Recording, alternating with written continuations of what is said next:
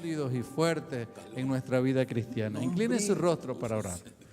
Señor, elevamos esta plegaria de gratitud por la oportunidad de venir a estudiar tu santa palabra.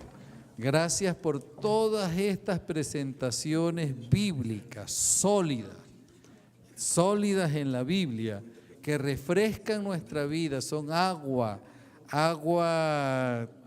buena que corre y que limpia, nos oxigena y permítenos, Señor, seguir adelante en el camino de la vida cristiana. Tu bendición al pastor Bor y tu presencia en cada uno de nosotros, oramos en el nombre de Jesús. Amén. Bendición del cielo, hermanos, listo para la jornada. Pastor, le cumplí, 7 en punto.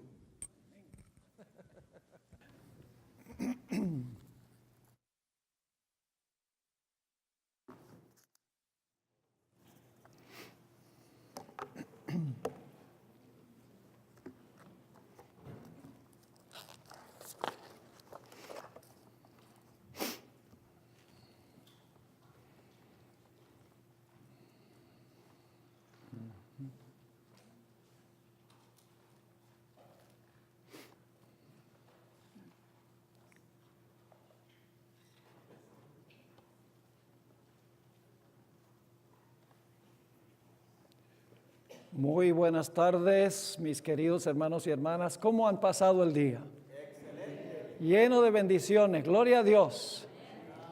Quiero mencionar que tenemos un grupo que vino desde Washington para estar aquí esta semana. Aquí están en primera fila. Gloria a Dios. Están dándole ejemplo a todos los que viven por aquí cerca. Yo sé que es difícil a esta hora llegar acá por el tráfico. La gente sale del trabajo, es tarde, hay niños que hay que recoger en la escuela. Yo sé que es difícil y aprecio mucho la disposición que ustedes han tenido de venir acá para estas clases. En nuestro primer tema de esta noche vamos a estudiar el principio número 8.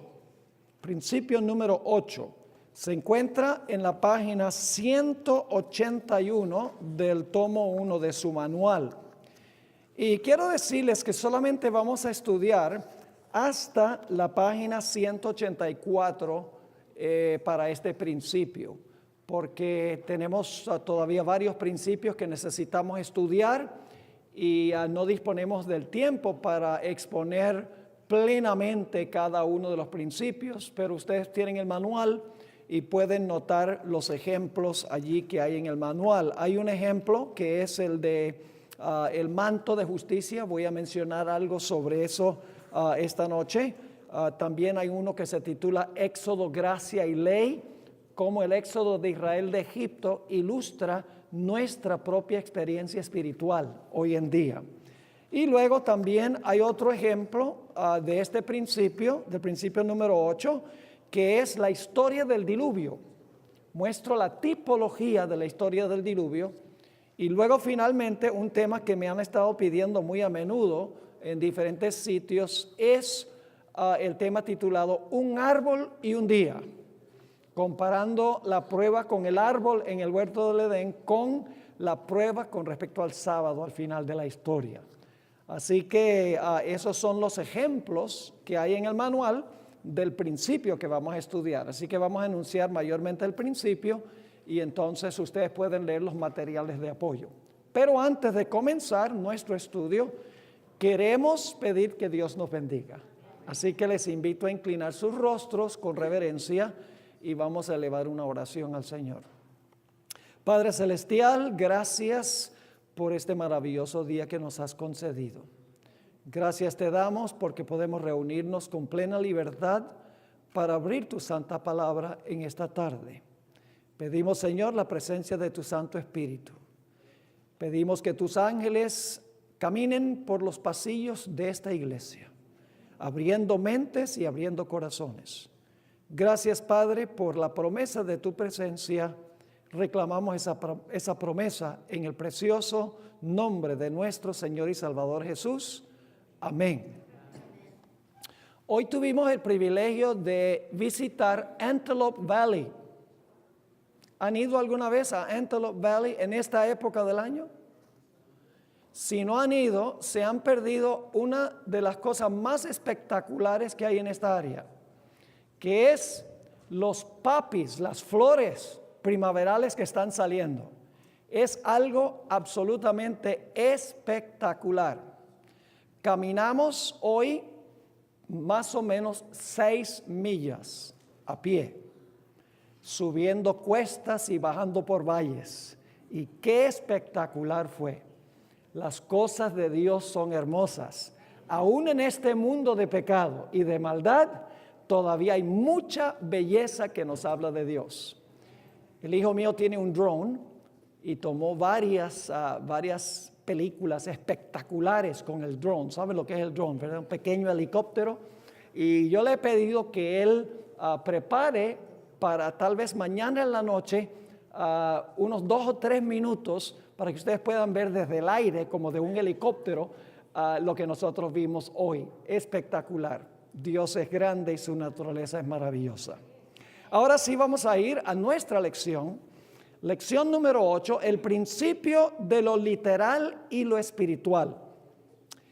Y en letra grande ustedes encontrarán lo que significa este principio. Lo que ocurrió con el Israel local y literal en el Antiguo Testamento se aplica al pueblo de Dios ahora y en el tiempo del fin con el Israel espiritual y a nivel global. Ahora quiero leer el primer párrafo porque ahí es que se enuncia este principio y luego les voy a dar más material que ilustra este principio. Aquello que era literal y local en las profecías tipológicas del Antiguo Testamento se debe interpretar espiritual y globalmente en la era del cumplimiento. Esta es la ley que se conoce como literal, espiritual y luego literal, porque cuando lleguemos al reino, las cosas volverán otra vez a ser literales. De eso vamos a hablar en unos momentos. En el Antiguo Testamento las cosas eran literales. En la dispensación del Espíritu Santo, es decir, esta época en que estamos viviendo, lo literal se debe comprender espiritualmente. Y cuando lleguemos al cielo, lo que es literal y lo que es espiritual ahora se unirán. Es decir, en el cielo tendremos lo literal y lo espiritual juntos. Ahora, es muy importante este principio, porque la razón por la cual el pueblo judío rechazó a Cristo Jesús es porque ellos solamente vieron lo literal. No vieron el profundo significado espiritual de todas las cosas que menciona el Antiguo Testamento. Vamos un momento a Mateo 23 y el versículo 23 al 28 para que ustedes vean cuál era el problema del pueblo judío. Estos son los tales llamados ayes sobre los escribas y los fariseos. Esto está sucediendo en la última semana antes de la muerte de Jesús. Y Jesús especificó cuál era el problema que tenía el pueblo judío. Solo veía lo literal, no veía el significado espiritual de las cosas literales del Antiguo Testamento. Empezando en el versículo 23, Jesús dijo: ay de vosotros, escribas y fariseos hipócritas, porque diezmáis la menta y el eneldo y el comino, y dejasteis lo que es más grave de la ley, es a saber el juicio y la misericordia y la fe. Esto era menester hacer y no dejar de hacer lo otro. Guías ciegos, que coláis el mosquito, mas tragáis el camello. Ay de vosotros, escribas y fariseos hipócritas. Ahora escuchen esto. Porque limpiáis lo que está de fuera del vaso y del plato, mas dentro están llenos de robo y de injusticia. Noten, por fuera bien, pero por dentro mal. Versículo 26, fariseo ciego, limpia primero lo de adentro del vaso y del plato, para que también lo de fuera se haga limpio. Ay de vosotros, escribas y fariseos hipócritas, porque sois como semejantes a sepulcros blanqueados, que de afuera a la verdad se muestran hermosos, mas de adentro están llenos de huesos de muertos y de toda suciedad. Así también vosotros de afuera a la verdad os mostráis justos a los hombres, mas de adentro llenos estáis de hipocresía e iniquidad. Por fuera, visiblemente muy bien. Por dentro, la historia era muy distinta. Tenían una religión externa. Ahora, les puedo ejemplificar de varias formas cómo los judíos no entendían el significado espiritual de las cosas literales. Una vez el Señor Jesucristo se encontró con un personaje llamado Nicodemo. Nicodemo era un miembro del Sanedrín, era un erudito de Israel. Y el Señor Jesucristo le dijo a Nicodemo: si tú no naces de nuevo, no puedes ver ni puedes entrar al reino de Dios. ¿Cómo entendió Nicodemo esas palabras si no naces de nuevo? Literalmente. Él no entendió que Jesús estaba hablando espiritualmente. Dice, ¿cómo uno puede meterse otra vez al vientre de la madre para nacer de nuevo? No entendió que Jesús estaba hablando de una experiencia espiritual. También cuando Jesús dijo, recuerdan que Jesús declaró, destruid este templo y en 3 días lo edificaré. Y los judíos dijeron, pero si este templo lleva 46 años construyéndolo. Pero la Biblia dice que Jesús estaba hablando no del templo literal, sino que estaba hablando del templo de su cuerpo. El Señor Jesucristo también dijo que había venido Elías. En varios textos, ustedes lo tienen aquí en el manual, en Juan 1:21 y en Mateo 17:10 al 13, Jesús dijo que había venido Elías.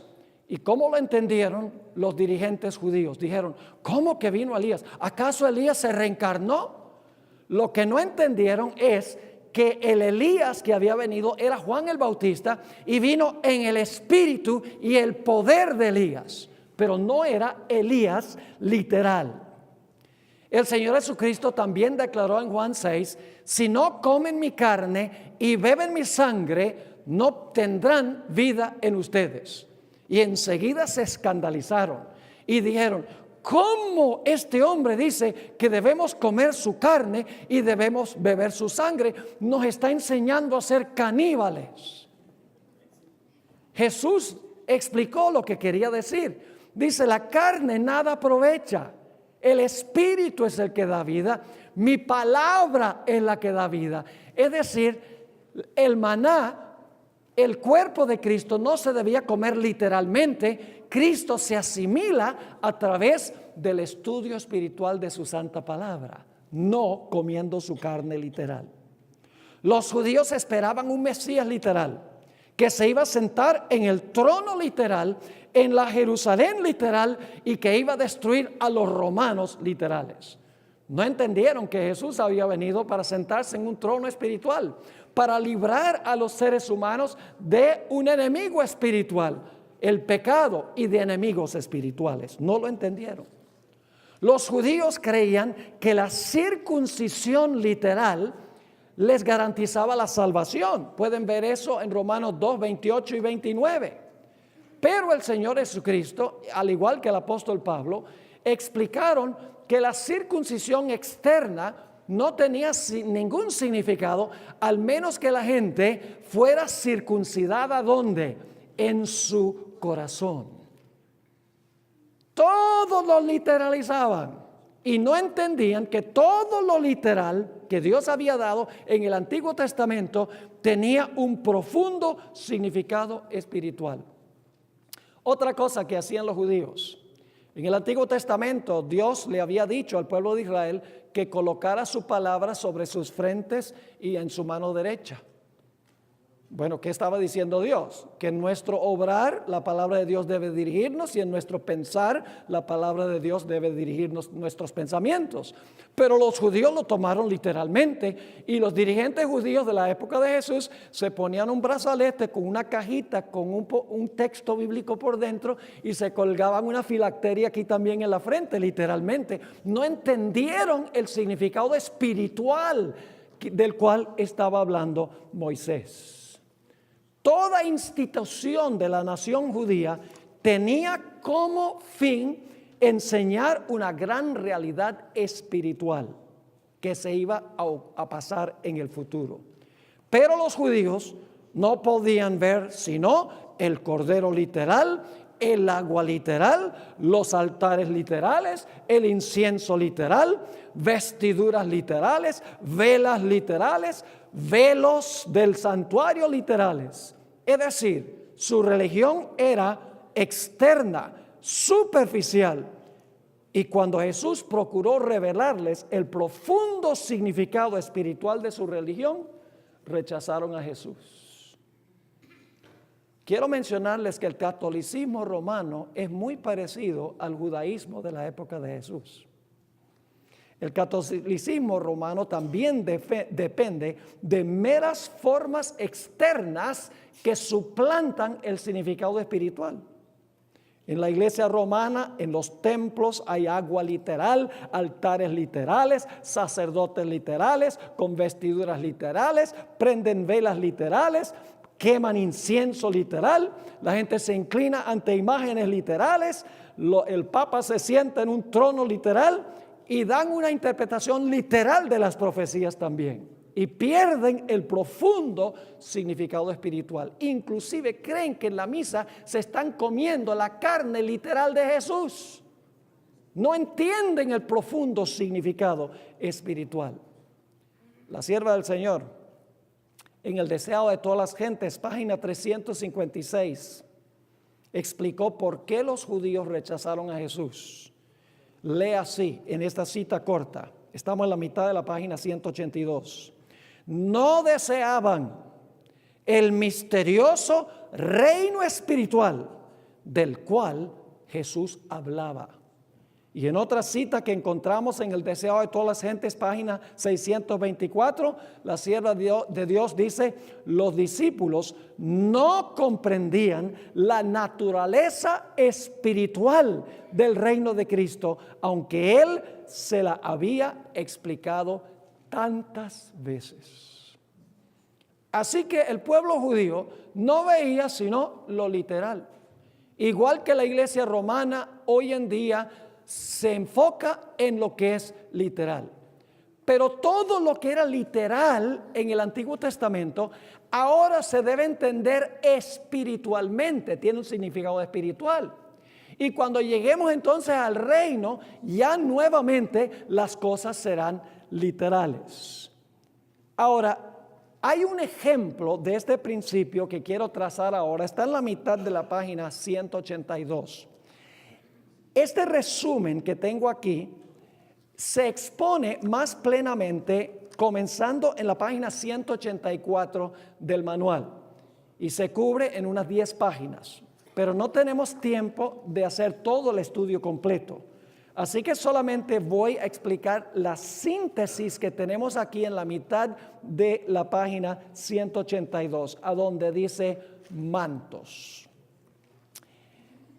Originalmente, cuando Dios creó a Adán y Eva, la Biblia nos dice, y también el Espíritu de Profecía, que Dios cubrió a Adán y Eva con un manto de luz. El manto que usa Dios, según el Salmo 104, no es un manto compuesto de tela. El manto de Dios es que está cubierto de gloriosa luz, manto blanco de luz. Y en el material de apoyo de esto yo presento varios versículos que indican que el manto blanco es sencillamente un manto de luz. Así que Dios cubrió a Adán y Eva con un manto de luz. Pero ese manto de luz, literal, representaba el hecho de que ellos eran justos ante Dios porque eran obedientes a Dios. Es decir, tenían un manto espiritual que era su justicia. y un manto literal de luz que anunciaba que ellos eran justos ante Dios porque eran obedientes. Es decir, tenían un manto espiritual y tenían también un manto literal de luz. Después del pecado, algo sucedió con Adán y Eva. En primer lugar, perdieron el manto espiritual porque perdieron su justicia. Se volvieron desobedientes. Perdieron el manto espiritual, el manto de justicia. Pero no solo perdieron el manto de justicia, lo perdieron primero porque desobedecieron. ¿Cuál fue la consecuencia de haber perdido el manto de luz por haber desobedecido a Dios? De luz espiritual. Perdieron también el manto ¿qué? El manto literal de luz.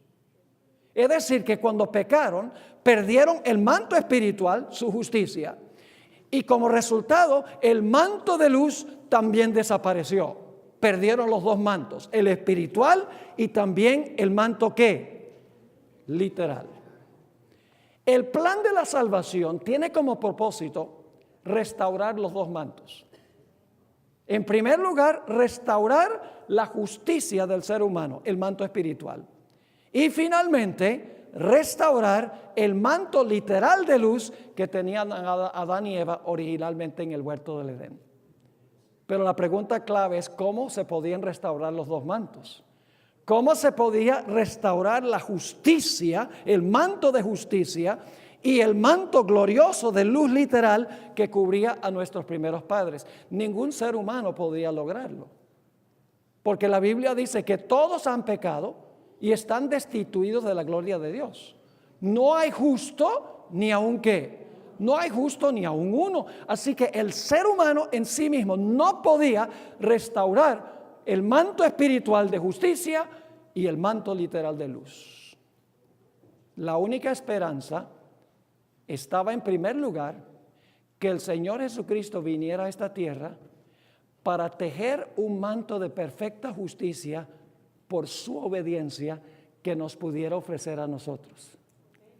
Para que nosotros, reclamándolo como Salvador, Cristo nos da su justicia, nos cubre con el manto de su justicia. Y Jesús, por su vida perfecta, tejió el manto perfecto de justicia, el manto espiritual de justicia. Cada vez que Jesús obedeció, cuando vino una prueba, le añadió un hilo al manto espiritual. Y cuando Jesús dijo en la cruz, consumado es, el manto de justicia estaba completo y disponible para cada ser humano, para cubrir la vergüenza de su desnudez espiritual. Pero el hombre tenía otro problema. No solamente era necesario que se desarrollara un manto de justicia espiritual para cubrir la desnudez del hombre, sino que Jesús tenía también que tomar sobre sí la desnudez del hombre. Él tenía que sufrir por los pecados del hombre, tenía que tomar la desnudez del hombre. No solo tejer un manto espiritual de justicia, sino tomar la desnudez del hombre y pagar la pena del pecado que el hombre debía pagar. Y aquí es que viene algo muy interesante. Y lo que les voy a decir posiblemente sorprenda a algunos. Pero el Señor Jesucristo, cuando colgó en la cruz, colgó completamente desnudo. Le despojaron de su manto exterior y le despojaron de su manto interior. Jesús colgó desnudo en la cruz. ¿Quién debería haber colgado desnudo en esa cruz? Nosotros. Pero Jesús tejió el manto que nosotros no podemos tejer. Y Jesús tomó la desnudez que vino como consecuencia de nuestro pecado. Es decir, por su vida y por su muerte, Jesús proveyó los medios, proveyó el manto para cubrir la vergüenza de nuestra desnudez espiritualmente. ¿Están entendiendo lo que estoy diciendo? Pero ¿qué falta todavía? Yo no veo a nadie aquí cubierto con un manto de luz. Yo creo que hay muchos aquí que están cubiertos con un manto de luz espiritual, de justicia espiritual, porque han recibido a Cristo como Salvador. Y Él ha tomado su manto y los ha cubierto espiritualmente. Pero ¿qué falta? Lo que falta es lo que tenían Adán y Eva originalmente. No solo tenían el manto perfecto espiritual, porque eran justos y obedientes a Dios, sino que tenían un manto de luz, ¿qué? Literal. Yo pregunto, ¿cuándo es que el Señor Jesucristo restaurará el manto literal que tenían nuestros primeros padres? Cuando Jesús venga en poder y gloria, este cuerpo vil será transformado a semejanza de su cuerpo de gloria. Y nuevamente Cristo cubrirá a su pueblo con el glorioso manto literal de luz. ¿Están entendiendo el principio? Literal, espiritual, literal. En el Edén, un manto espiritual, su justicia, un manto literal, la luz. Después del pecado, manto espiritual para cubrir la desnudez espiritual. Y cuando Cristo venga, justicia perfecta y un manto literal de luz. Es decir, se habrá restaurado lo que se perdió en el principio. Esa es una ilustración del principio que estamos estudiando. Ahora, hay varios otros ejemplos que quiero darles en nuestro estudio. Noten lo que dice 2 de Corintios 5:17. 2 de Corintios 5:17. ¿Están entendiendo el principio, hermanos y hermanas? ¿Están entendiendo el principio, sí o no? Espero que sí. En el Antiguo Testamento, la gente bebió agua literal que salió de la roca literal, ¿sí o no? ¿Y cómo se cumple eso hoy en día? ¿Tenemos que ir a otra roca literal para tomar agua literal? No. ¿Quién es la roca? Es una roca espiritual. ¿Y el agua qué es? El Espíritu Santo. Pero yo pregunto, cuando lleguemos al reino, ¿vamos a tomar agua literal del río de vida literal? ¿Cómo no? Ese es el principio. Ahora, fíjense. Dice en 2 Corintios 5 y el versículo 17, de modo que si alguno está en Cristo, nueva criatura es. ¿Cuántos aquí son nuevas criaturas? Pero yo los veo igualitos que antes que se entregaran a Jesús. ¿En qué sentido somos nuevas criaturas? No físicamente, literalmente, sino que espiritualmente, porque estamos en Jesús.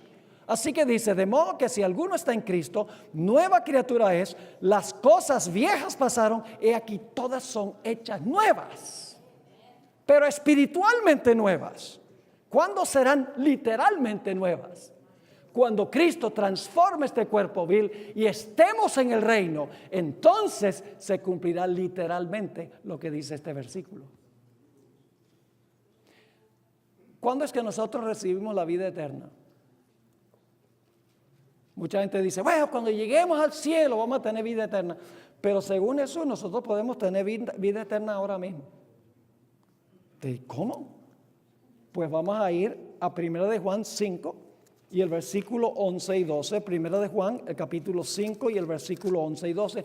1 de Juan se encuentra inmediatamente cerca del libro de Apocalipsis. 1 de Juan, capítulo 5 y el versículo 11 y 12. Dice allí, y este es el testimonio, que Dios nos dará la vida eterna.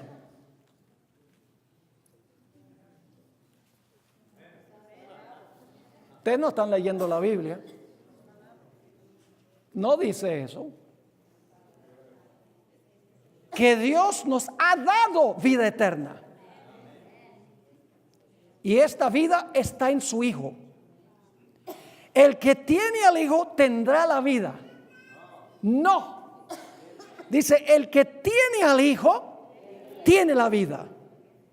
Y el que no tiene al Hijo de Dios no tiene la vida. ¿En qué sentido tenemos la vida? Si tenemos al Hijo. ¿Literalmente? No, porque el cementerio está lleno de gente que tiene vida eterna.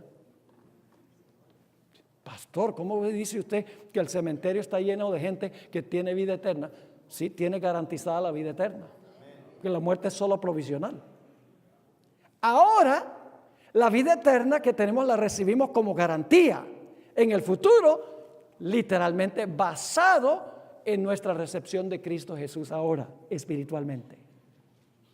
Yo pregunto, ¿podemos nosotros comer maná hoy? ¿Podemos comer maná hoy? Sí, no, pastor, no podemos. Claro que sí. Vamos a Juan 6.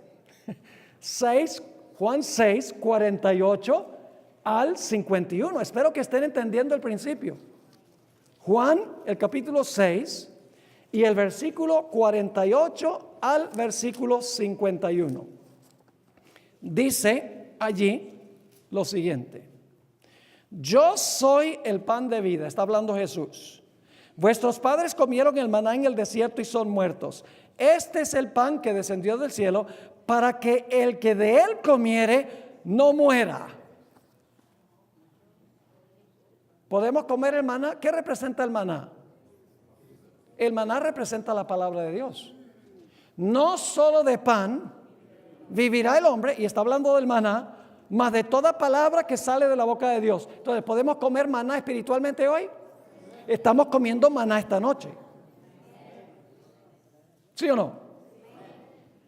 Así que dice, yo soy el pan vivo que descendió del cielo.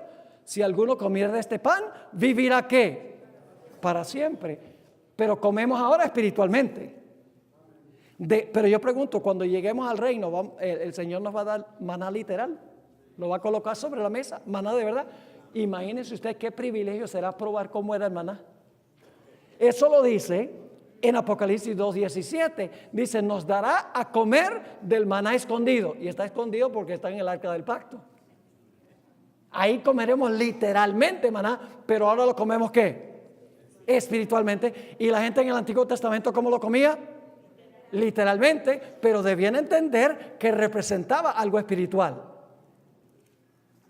¿Podemos nosotros comer del árbol de la vida hoy? Fíjense esta cita tan interesante de la hermana White. Testimonios para la Iglesia, tomo 8, página 303. Después de la entrada del pecado, el labrador celestial trasplantó el árbol de la vida al paraíso de lo alto, pero sus ramas se extienden por encima de sus murallas hacia el mundo abajo. Por la redención comprada por la sangre de Cristo, todavía podemos comer de su fruto vivificante. Hoy podemos comer del árbol de la vida. ¿Cómo? ¿Literalmente? No, espiritualmente.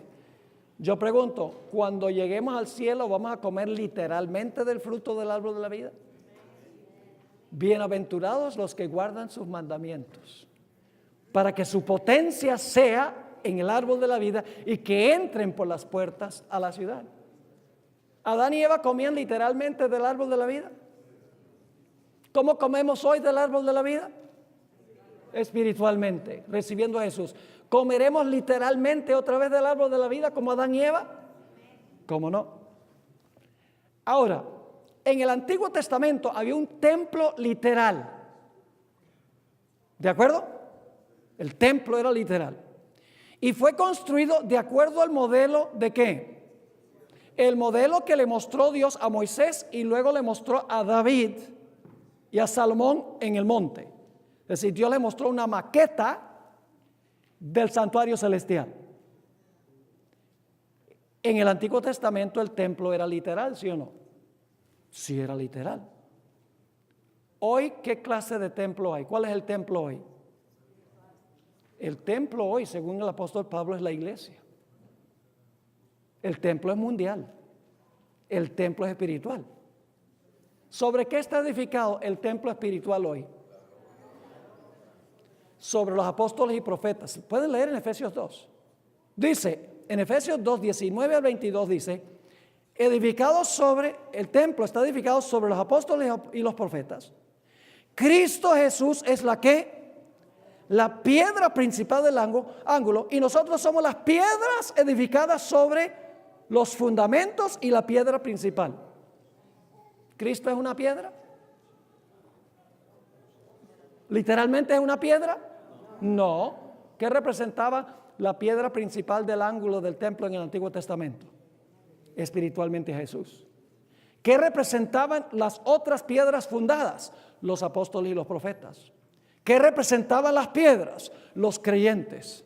Y en el Antiguo Testamento la gloria literal de la Shekinah se veía allí. La gente podía ver la gloria. ¿Cuál es la gloria en el templo hoy? El Espíritu Santo. Pero es invisible a los ojos. Es la Shekinah o la gloria espiritual en el templo espiritual que es la iglesia. ¿Están entendiendo esto? Cuando lleguemos al cielo, ¿el templo será literal? ¿Va a ser literal el templo en el cielo? ¿Tiene fundamentos literales? ¿Cómo no? Lo literal en el futuro. Lo espiritual ahora, en la época del Espíritu Santo, y en el Antiguo Testamento lo literal que enseñaba grandes verdades espirituales. Yo pregunto, ¿podemos nosotros ahora estar espiritualmente en Jerusalén? Esto es lo más interesante, ¿saben ustedes? Que nosotros aquí estamos en Hesperia, pero si hemos creído en Cristo, estamos en Jerusalén.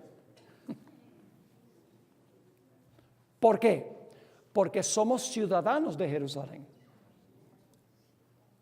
Por eso, no estamos físicamente en Jerusalén, pero somos ciudadanos de Jerusalén. Ahora yo pregunto, cuando lleguemos al cielo, ¿entraremos a la Jerusalén literal? Sí, lógicamente. ¿Será que nosotros ahora podemos tomar el agua del río de la vida? ¿Se puede tomar hoy el agua que salió de la roca? ¿Cómo no? Hemos leído Juan 7, 37 al 39, también la experiencia de la mujer samaritana. Jesús dijo, el que tenga sed, venga a mí y beba. Entonces Jesús nos manda agua, H2O. No quiero ser sacrílego. ¿Qué quiere decir Jesús cuando dice, el que tiene sed, venga a mí y beba? ¿Está hablando literalmente? No, el agua representa el Espíritu Santo. Es decir, bebemos espiritualmente ahora el agua que es el Espíritu Santo. Pero yo pregunto, cuando lleguemos al reino, ¿vamos a beber del agua literal del río de la vida? Lo dice Apocalipsis, el capítulo 22. El Espíritu y el Señor dice, vengan a beber del río del agua de vida. La sierva de Dios dice en el tomo 7 de los Testimonios, página 147, hablando de los redactores de los periódicos adventistas que se publicaron en su época, dice, los redactores de nuestros periódicos, los maestros de nuestras escuelas, los presidentes de nuestras asociaciones, todos necesitan beber de los raudales puros del río del agua de la vida. Qué interesante. Podemos beber el agua. Ahora yo pregunto, ¿podemos nosotros hoy morir, ser sepultados y resucitar? ¿Podemos? ¿Qué vimos ayer aquí en la iglesia? Un bautismo. ¿Y qué pasó con el que se bautizó? ¿Murió? ¿Lo sepultaron? ¿Salió del agua vivo? Entonces, ¿es posible ahora morir, ser sepultado y resucitar? Claro que sí. ¿Y qué va a hacer Cristo cuando Él venga? Ya no va a ser espiritual. Si morimos en Cristo y fuimos sepultados, literalmente, resucitaremos literalmente. Yo espero que ustedes estén entendiendo este principio. Todas las historias del Antiguo Testamento, todas las profecías, son eventos literales y locales que enseñan en este tiempo grandes realidades espirituales mundiales que se aplican no al Israel espiritual, sino que se aplican a todos los seres humanos. ¿Podemos nosotros resucitar espiritualmente hoy? ¿Cómo no? Noten Juan 5:24. Juan 5 y el versículo 24. Dice Jesús aquí, en este versículo, de cierto os digo, el que oye mi palabra y cree al que me ha enviado, tiene vida eterna y no vendrá a condenación, mas pasó de la muerte a la vida. El que recibe a Cristo resucitó de los muertos espiritualmente. Pero cuando Cristo venga, los que estaban en Cristo, que murieron, van a resucitar literalmente. Yo pregunto, ¿podemos nosotros hoy en día nacer de nuevo? ¿Literalmente? No, ¿cómo? Espiritualmente. ¿Saben que el apóstol Pablo inclusive nos dice que ahora mismo estamos sentados con Cristo en el cielo? Sí, pero pastor, nosotros no estamos sentados allá, estamos sentados en Hesperia. Vamos a leer el texto. Se encuentra en Efesios 1 y el versículo 3. Efesios, el capítulo 1 y el versículo 3. Fíjense que aquí no dice que nos sentaremos, dice estamos sentados. Efesios 1:3 dice: bendito el Dios y Padre del Señor nuestro Jesucristo, el cual nos bendijo con toda bendición espiritual en los lugares celestiales. ¿Cómo? En los lugares celestiales en Cristo. Esa es la clave. Estamos allá ¿en quién? En Cristo. Ahora vamos al capítulo 2 y el versículo 6. Dice en el capítulo 2 y el versículo 6: y juntamente nos resucitó y asimismo nos hizo sentar en los cielos con Cristo Jesús. A través de nuestro representante estamos sentados allá. Pero cuando Cristo venga, ¿qué va a pasar? Nos sentaremos con Él en su trono. El que venciere, yo le daré que se siente conmigo en mi trono, así como yo vencí y me senté con mi Padre en mi trono. Apocalipsis 3 y el versículo 21. Yo pregunto, ¿nosotros podemos reflejar hoy la imagen de Jesucristo? Lo dice Colosenses el capítulo 3 y el versículo 10. Pero ¿cuándo seremos restaurados literal y físicamente a imagen de Cristo Jesús? Cuando Él venga en poder y gloria. Eso se encuentra en 1 Juan 3, 1 al 3. Dice, cuando Él venga, seremos como Él, porque lo veremos tal cual Él es. Ahora, hay otros ejemplos que podemos dar ahora. ¿Podemos nosotros hoy acercarnos al trono de Jesús? ¿Podemos acercarnos al trono de Jesús hoy? Sí. ¿Cómo lo hacemos? ¿Cómo nos acercamos al trono de Jesús hoy? Hay que ir a NASA y montarse en un cohete. Y entonces vamos allá al trono de la gracia donde Jesús intercede. Entonces, no estoy tratando de ser sacrílego, lo que quiero es recalcar el punto. En Hebreos 4:14 dice: acerquémonos pues al trono de la gracia. Es decir, podemos acercarnos por fe hoy. Podemos allá entrar al santuario con Jesús, por fe, espiritualmente. Pero cuando Jesús venga, entraremos físicamente al santuario o al templo. Ahora, ¿podemos nosotros contemplar el cielo hoy?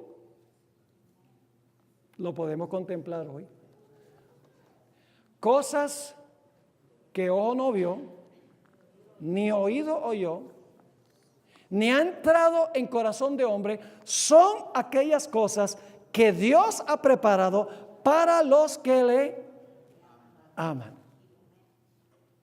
Ahora, al pie de la página 183, tenemos un párrafo muy importante. Cristo está presente literal y personalmente en el santuario literal, en la Nueva Jerusalén literal. ¿Entiende lo que estoy diciendo? Cristo está presente literal y personalmente en el santuario celestial literal, en la Nueva Jerusalén literal. Algunos dicen, no, el santuario, allá no hay un santuario. Dice, allá no hay un santuario, el santuario es espiritual. Sí, aquí es espiritual, pero no allá. Porque este principio nos indica que lo que está allá es muy literal. La ciudad tiene muros literales. Sus fundamentos son piedras literales. Tienen puertas de perla literales. Tiene un árbol de vida literal. Tiene un río de vida literal. Con un santuario literal. Porque lo literal está allá. Lo espiritual está aquí. En el Antiguo Testamento había un simbolismo literal allá en Jerusalén literal con el santuario literal. ¿Me están entendiendo lo que estoy diciendo? Ahora escuchen bien. Pero también Jesús está presente en el templo terrenal. ¿Cuál es el templo terrenal? Ya lo dijimos. ¿Cuál es el templo terrenal? La iglesia. Lo dice Pablo. Le dice a los corintios, no está hablando solo a individuos, dice, ¿no saben ustedes que ustedes son el templo del Espíritu Santo? La iglesia es el templo, los fundamentos son espirituales, la piedra angular es espiritual, las piedras que sobreedifican son espirituales y la Shekinah es el Espíritu Santo, presencia espiritual de Jesús. Así que Cristo está presente en el templo terrenal, que es la iglesia, pero ¿cómo está presente? Espiritualmente y mundialmente. Entonces, cuando la Biblia dice que el anticristo se va a sentar en el templo de Dios, ¿a dónde se va a sentar? Se va a sentar allá en Jerusalén, ¿cierto? Allá en Jerusalén, allá se va a reconstruir el templo literal allá, y entonces allá se va a sentar el anticristo y va a blasfemar a Dios y va a ser una estatua bien grandota. No, eso pasó literalmente en el Antiguo Testamento.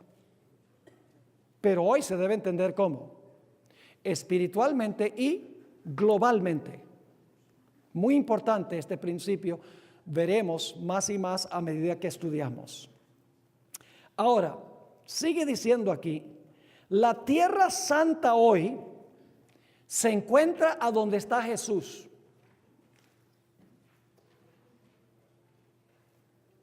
¿Están de acuerdo con eso? Que la tierra santa hoy está donde está Jesús. ¿Cómo no? ¿Qué es lo que hace que un lugar sea santo? La presencia de Dios. ¿Y a dónde está presente Jesús hoy? Espiritualmente. Donde hay 2 o 3 reunidos en su nombre. En todo el mundo. Entonces, ¿cuál es la tierra santa hoy? La tierra santa no está en Jerusalén. Es más, la hermana White tiene una cita donde dice que la maldición está sobre Jerusalén y no será un lugar santo hasta que Jesús venga y purifique la tierra. Pero todo el mundo hoy dice, me gustaría ir a visitar tierra santa y caminar a donde caminó nuestro querido Señor Jesús, seguir sus santos pasos en esa tierra santa. No, esa tierra ya no es santa. Porque hoy el templo no está allá. El templo es global, es la iglesia. Y por lo tanto, la Shekinah es global. Y el Israel es global. Entonces, ¿dónde se va a sentar el anticristo? En la iglesia global. ¿Me están entendiendo lo que estoy diciendo? Y todo el mundo hoy en día está mirando ¿dónde? ¿A dónde están mirando los evangélicos? En Jerusalén. Allá van a venir los árabes, van a venir los rusos y van a atacar a los judíos. Pero entonces Cristo va a intervenir y va a librar a los judíos allá. Claro, después del rapto de la iglesia.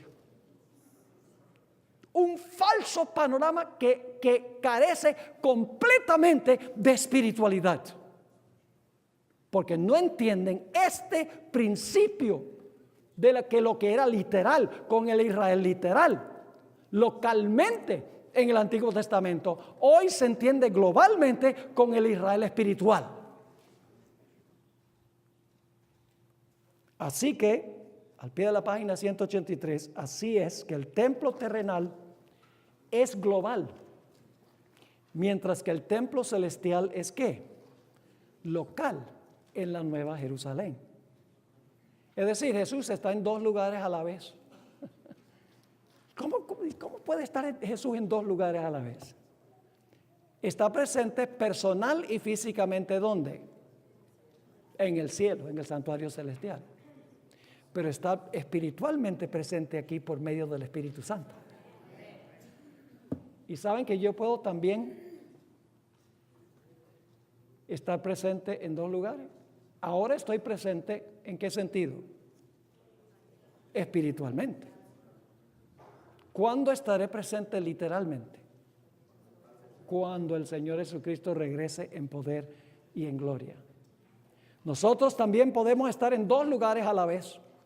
Podemos estar aquí en la tierra, literal y personalmente, pero podemos entrar al santuario celestial espiritualmente por la fe. Colosenses 2, 12 y 13 nos informa que ya hemos sido trasladados ahora mismo al reino de Cristo. Estamos aún ahora sentados con Cristo en el cielo, espiritualmente. Pero se nos dice que nos sentaremos literalmente en su trono cuando vuelva por segunda vez.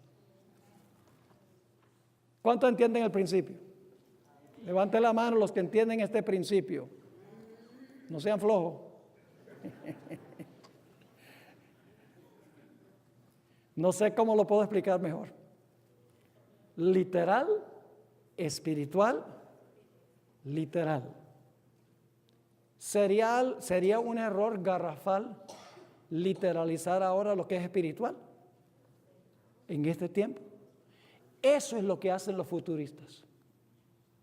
Hacen que todas las profecías del Antiguo Testamento se cumplen ahora con el Israel literal, allá en Israel literal, con el templo literal, 3 años y medio literales, una imagen literal, un tatuaje literal, y no entienden que todo eso que era literal en Daniel 3, la imagen y la bestia, Nabucodonosor vivió por un tiempo como bestia,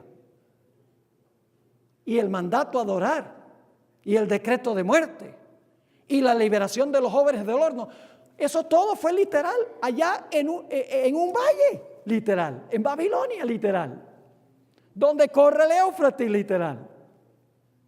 3 israelitas literales, echados en un horno literal. Y Cristo literalmente entra al horno y los libra. Pero hermanos y hermanas, en este periodo de la historia, lo que sucedió literalmente allá, ahora se debe entender espiritualmente. La imagen ya no es una estatua, la imagen representa algo espiritual, representa el momento cuando los Estados Unidos hace una réplica del papado uniendo la iglesia con el Estado. La marca no es un tatuaje, la marca en realidad es una señal, la observancia del santo día sábado de Dios es una marca espiritual, no una marca literal. No tiene nada que ver con el código ese con que marcan los productos en el supermercado. Ni tampoco será un microchip. Esa no es la marca de la bestia. La marca de la bestia es un asunto espiritual. Y esto sucede globalmente. No con 3 judíos literales, con todo el Israel espiritual de Dios, todo el pueblo de Dios. Jesús intervendrá para liberar a todo su pueblo de las llamas del fuego del tiempo de angustia.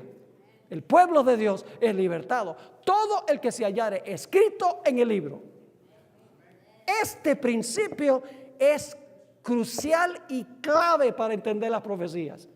Si no entendemos este principio, vamos a caer con todos estos literalismos que se están creando hoy en día, inclusive en la iglesia adventista.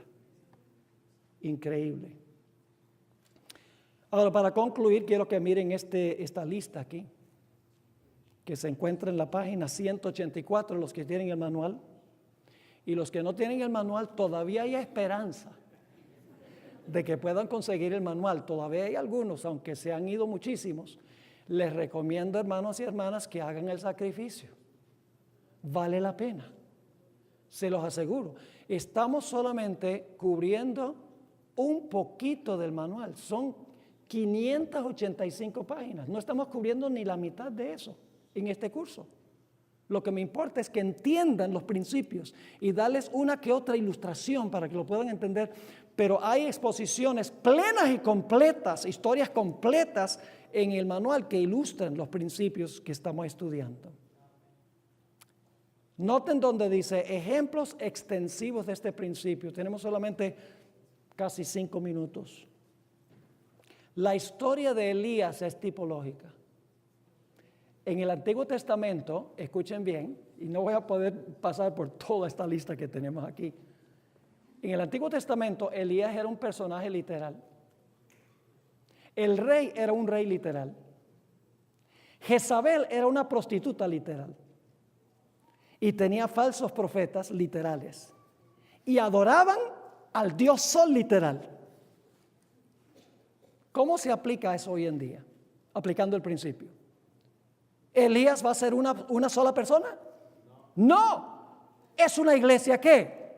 Global, que predica el mismo mensaje que predicó Elías. ¿Y la ramera quién sería? Sería una prostituta, una mujercita. No.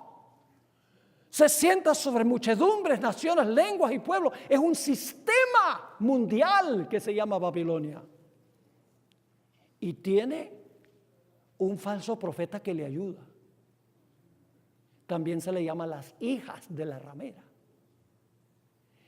Y al final de la historia no es una prueba que tiene que ver con el Dios Sol literal, sino con el día del sol. ¿Me están entendiendo el principio? La destrucción de Sodoma y Gomorra, qué interesante esa historia. En la serie de Génesis yo tengo todo un tema de 1 hora sobre esa historia de la destrucción de Sodoma y Gomorra. Antes de la destrucción vienen 3 ángeles a visitar a Abraham. Wow, 3 ángeles. Hermanos, yo les dije que cuando estudiamos la Biblia hay que pensar, ¿por qué razón hay 3 ángeles? ¿En qué otra parte de la Biblia hay 3 ángeles? ¿Será que hay alguna conexión? Apocalipsis 14. Si ustedes estudian la historia, y solamente tenemos 2 minutos, 30 segundos todavía, si ustedes estudian esta historia, van a encontrar que el primer ángel se queda con Abraham allí.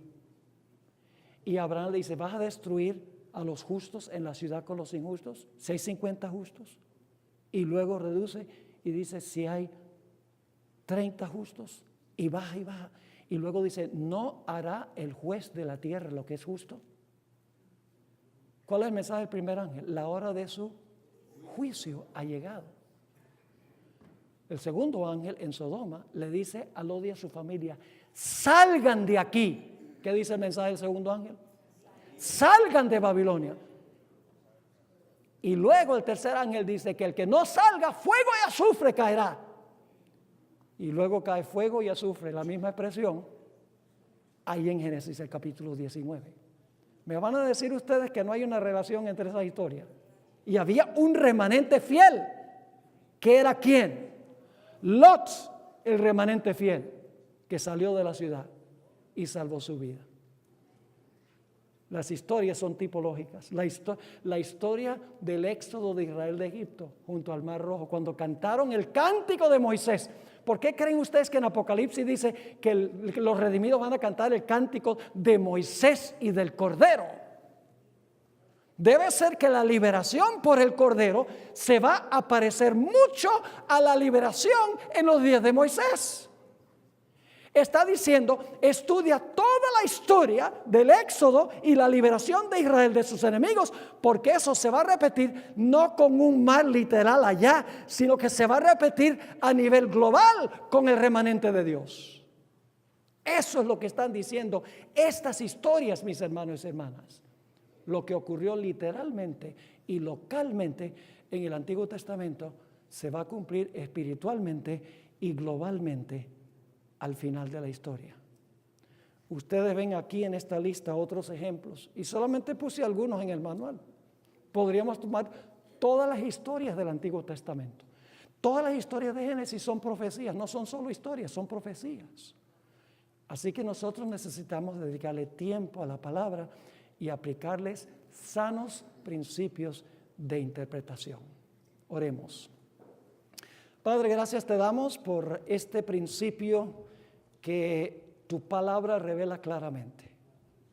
Te ruego que nos ayudes a asimilar este principio, aprender a aplicarlo para que podamos comprender el profundo significado espiritual de tu palabra.